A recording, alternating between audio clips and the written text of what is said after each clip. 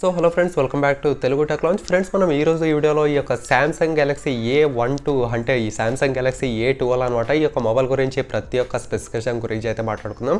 ఈ యొక్క Samsung Galaxy upcoming mobile A12 ఏదైతే ఉందో ఇది మన యొక్క ఇండియాలో అస్సలు చచ్చినా రాదు. ఇదైతే కొంచెం కేర్ఫుల్గా అయితే గుర్తుపెట్టుకోండి.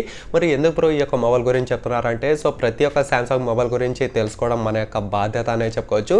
సో మనం ఇలా తెలుసుకోవడం ద్వారా ఏమవుతుందంటే, సో మన యొక్క అవుట్ ఆఫ్ ఇండియాలో ఏం స్పెక్స్తో వస్తున్నాయి అంటే అక్కడ ప్రైస్ ఇక్కడ ప్రైస్కి మనకు ఏమైనా డిఫరెన్స్ ఉందా లేదా, తర్వాత అక్కడ ఇచ్చిన ప్రాసెసర్కి ఇక్కడ ఇచ్చిన ప్రాసెసర్కి మనకు ఏమైనా ప్రైస్ సెగ్మెంట్లో ఏమైనా డిఫరెన్షియేట్ అవుతుందా లేదా, ఇవన్నీ అయితే మనం ఖచ్చితంగా తెలుసుకోవాలి. అండ్ తెలుసుకోవాల్సిన అవసరం కూడా మనకు చాలా ఉందని చెప్పుకుంటాను. ఎందుకంటే ఒక్కోసారి మనకు అవుట్ ఆఫ్ ఇండియాలో చూసినట్టయితే మంచి ప్రాసెసర్తో ఇచ్చి తక్కువ ప్రైస్లో అంటే అండర్ 8000 సెగ్మెంట్లోనే అక్కడైతే లాంచ్ చేస్తూ ఉంటారు. మన ఇండియాకి వచ్చేసరికి వీళ్ళు ఈ యొక్క ఎక్స్నోస్ ప్రాసెసర్ తీసుకొచ్చి మనకు అరౌండ్ 10,000 రూపీస్కి అయితే తీసుకొస్తున్నారు అనమాట. సో ఈ రకంగా అయితే చాలామంది చేస్తున్నారు. సో ఈ వీడియోలో ఏమంటే ఈ యొక్క సామ్సంగ్ గెలాక్సీ A12 మొబైల్ ఏదైతే ఉందో దీని యొక్క కంప్లీట్ స్పెసిఫికేషన్ గురించి అయితే మాట్లాడుకుందాం. అండ్ అంతేకాక ఈ చివరిలో ఈ యొక్క మొబైల్ మన యొక్క ఇండియాలో వస్తుందా లేదా, ఒకవేళ వస్తే ఎంత ప్రైస్ సెగ్మెంట్లో వస్తుంది, ఎంత లేదు, అసలు ఇది ఎవరి కోసం కాదు అనేది ఈ వీడియోలో అయితే మనం క్లియర్గా తెలుసుకుందాం. అండ్ ఫ్రెండ్స్, మీలో ఎవరైనా నా ఛానల్ని ఫస్ట్ టైం చూసినట్టయితే డెఫినెట్గా సబ్స్క్రైబ్ చేసుకోండి. అంతేకాక పక్కనే కనిపిస్తున్న బెల్ ఐకాన్ను యాక్టివేట్ చేసుకోండి. ఇంకా ఏమాత్రం ఆలస్యం చేయకుండా మీరు చిన్న లైక్ చేస్తే ఇప్పుడైతే మన వీడియోని స్టార్ట్ చేద్దాం. ఫ్రెండ్స్, ముందుగా చూసినట్టయితే సామ్సంగ్ గెలాక్సీ A12 అనమాట. దీనికంటే ఫస్ట్ మనకు సామ్సంగ్ గెలాక్సీ A11 మొబైల్ అయితే ఆల్రెడీ లాంచ్ చేశారు. కాకపోతే ఇండియాలో అయితే కాదు, అది మనకు జార్డాన్లో అనమాట. సో ఇండియాకి మనకి జార్డాన్కి డిస్టెన్స్ చూసినట్టయితే మనకు 4396 డిస్టెన్స్ కిలోమీటర్స్ అయితే ఉంది. సో దీని ద్వారానే మనకు ఆ యొక్క జార్డాన్ అనేది ఎంత దూరంగా ఉందో మీకు ఒక అండర్స్టాండింగ్ అయితే అయ్యే ఉంటుందనే చెప్పుకోవచ్చు అనమాట.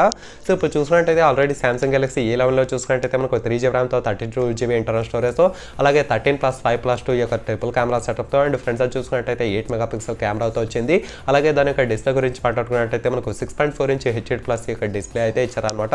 సో అంతేకాక మనకు 4000 mAh బ్యాటరీ ఉంటుంది. సో ఈ యొక్క సామ్సంగ్ గెలాక్సీ A11 చూసినట్టయితే అరౌండ్ మనకు 10,000 రూపీస్కి అయితే లాంచ్ చేశారు అవుట్ ఆఫ్ ఇండియాలో. ఇప్పుడు మనం ఈ యొక్క సామ్సంగ్ గెలాక్సీ A12 చూసినట్టయితే మనకు దీనికి ప్రైస్ డిఫరెన్స్ ఏమైనా ఉందా లేదా, అండ్ ఈ యొక్క A12 కొత్త మొబైల్ ఏదైతే ఉందో ఇది మనకు ఏం స్పెసిఫికేషన్స్ తీసుకొస్తుందో ఇప్పుడైతే తెలుసుకుందాం. ముందుగా చూసినట్టయితే దీని యొక్క మోడల్ నెంబర్ ఏదైతే ఉందో ఇది మనకు ఆల్రెడీ గీక్బెంచ్లో అయితే స్పాట్ అయిందనే చెప్పుకోవచ్చు. ఇది వచ్చేసి మనకు సామ్సంగ్ గెలాక్సీ SM-A125F అనే పేరు మీద మనకు దీని యొక్క మోడల్ నెంబర్ మనకు గీక్బెంచ్లో అయితే స్పాట్ అయిందనే చెప్పుకోవచ్చు.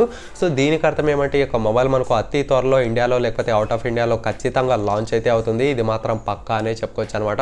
తర్వాత చూసినట్టయితే మనం దీని యొక్క డిస్ప్లే గురించి మాట్లాడుకుందాం. దీని యొక్క డిస్ప్లే చూసినా మనకు ప్రీవియస్ మొబైల్ లాగే 6.4 ఇంచ్ ద్వారా HD+ యొక్క IPS డిస్ప్లేతో అయితే ఉంటుంది. ఇందులో మీకు చూడడానికి ఎటువంటి అమోల్డ్ డిస్ప్లేస్ అయితే ఉండవు అనమాట. ఎందుకంటే ఈ యొక్క మొబైల్ చూసినట్టయితే అరౌండ్ మనకు 8000 సెగ్మెంట్లో ఉండబోతుంది కాబట్టి ఇందులో మనకు సూపర్ అమౌంట్ డిస్ప్లే అయితే అస్సలు రాదు. ఇది మాత్రం కొంచెం కేర్ఫుల్గా అయితే గుర్తుపెట్టుకోండి. తర్వాత చూసినట్టయితే ఈ యొక్క A12 మొబైల్ ఏదైతే ఉందో ఇది కూడా మనకు ఖచ్చితంగా ట్రిపుల్ కెమెరా సెటప్తో అయితే ఉంటుంది. కాకపోతే ఫ్రంట్ సైడ్ మనకు 8 మెగాపిక్సెల్లో అక్కడ మనకు ఏమైనా తేడాగా పెద్ద కెమెరా అయితే ఇవ్వచ్చు అనమాట. చూసినట్టయితే అరౌండ్ 10 MP కూడా ఇచ్చే ఛాన్సెస్ అయితే చాలా ఉన్నాయి. అండ్ అదే 8 MP కూడా ఇచ్చే ఛాన్సెస్ కూడా మనకు లేకపోలేదనే చెప్పుకోవచ్చు. దీనికి కూడా మనకు 13 MP + 5 MP + 2 MPతో ట్రిపుల్ కెమెరా సెటప్తో వస్తుందని ఇక్కడ మనకు రూమర్స్ ప్రకారం అయితే తెలుస్తుంది. అండ్ సెల్ఫీ చూసుకున్నట్టయితే మనకు ఆబ్వియస్లీ 8 మెగాపిక్సెల్ ద్వారా వచ్చిన యొక్క సెల్ఫీ కెమెరాతో అయితే రాబోతుంది అనమాట.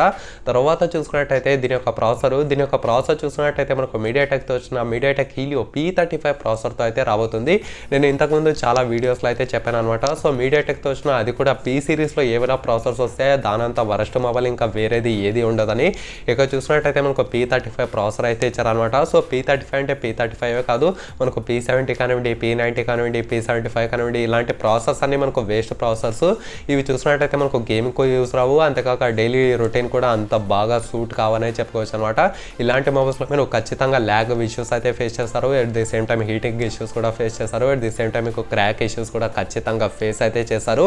ఎందుకంటే వీళ్ళు చూసినట్టయితే అరౌండ్ 8000లో తీసుకొస్తున్నారు కాబట్టి వీళ్ళకు వేరే గత్యంతరం అయితే లేదనమాట. వీళ్ళైతే ఈ యొక్క మీడియాటెక్ హీలియో P35 ప్రాసెసర్స్ అయితే తీసుకొస్తున్నారు.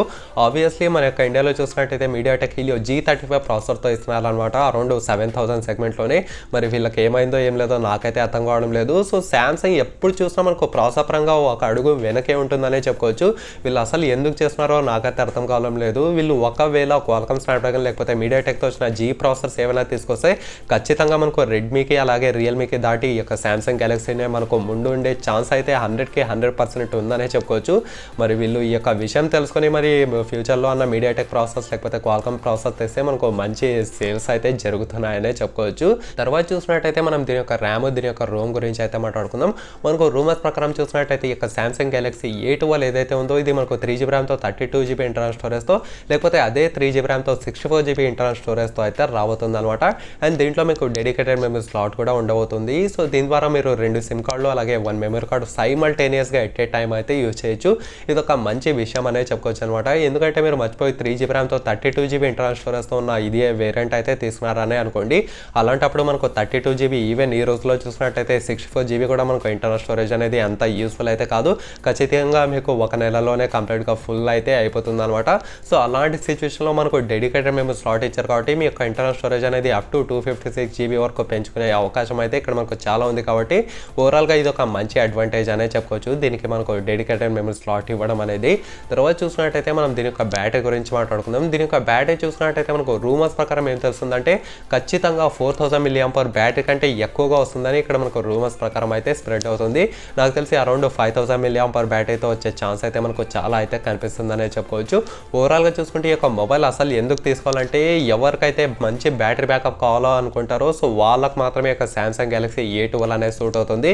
మిగతా ఒక్కరికి ఎవరికైతే అస్సలు సూట్ కాదనమాట. ఇక చూసినట్టయితే కేవలం ఈ యొక్క వాట్సాప్ యూజ్ చేసే వాళ్ళు తర్వాత ఇన్స్టాగ్రామ్ ట్విట్టర్ ఇలాంటి వాళ్ళకి మాత్రమే ఈ యొక్క మొబైల్ అయితే సూట్ అవుతుంది. తర్వాత చూసినట్టయితే గేమింగ్ కోసం కొంచెం హై పర్ఫార్మెన్స్ కావాలంటే ఈ యొక్క మొబైల్ అయితే అస్సలు సూట్ కాదు. అండ్ నేను చెప్పేది కాదు ఈ యొక్క మొబైల్ చూసినట్టయితే అరౌండ్ 8000 సెగ్మెంట్లో వస్తుంది కాబట్టి దీనికి మనకు మరీ అంత ఊహించే పర్ఫార్మెన్స్ అయితే ఏమీ ఉండదు. మరి ఫైనల్గా చూసినట్టయితే మన యొక్క ఇండియాలో లాంచ్ చేస్తారా లేదా అంటే నేను ఖచ్చితంగా కాదని చెప్తాను. ఎందుకంటే ఇదే కాదు దీని యొక్క pre successor Samsung Galaxy A11 ఏదైతే ఉందో అది కూడా మన యొక్క ఇండియాలో అయితే తీసుకొని రాలేదు. సో ఇది మనకు దానికి అప్గ్రేడ్ మొబైల్ కాబట్టి ఇది కూడా మన యొక్క ఇండియాలో ఖచ్చితంగా అయితే రాదు. మీరు దీనికోసం వెయిట్ చేయడం కూడా అనవసరమే అనమాట. ఒకవేళ ఈ యొక్క మొబైల్ బై కేస్ మనకు లాంచ్ అయినా సరే ఈ యొక్క మొబైల్ వచ్చేసి మనకు అక్కడ వేస్ట్ మొబైలే అవుతుంది. దీనికి మంచి ఆల్టర్నేటివ్స్ కావాలంటే మనకు పోకో C3 తీసుకోవచ్చు, రియల్మీ C12 తీసుకోవచ్చు, తర్వాత రియల్మీ C15 తీసుకోవచ్చు.